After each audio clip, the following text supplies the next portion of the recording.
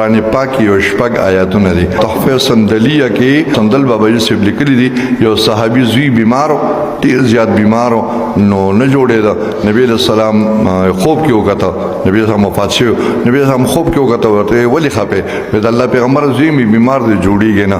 نو نبی علیہ السلام ته فرمایل ته د شفا د آیاتونو نه ولې غافلې. دا شپږ آیاتونه دي قرآن پاک مختلفو ځایونو کې دي. دا چې کوم دی په خپل وای سحر ماخام پلیټ باندې لیکي کاغذ باندې لیکي بیمار لور کوي په بیمار باندې سحر ماخام وزل دموي.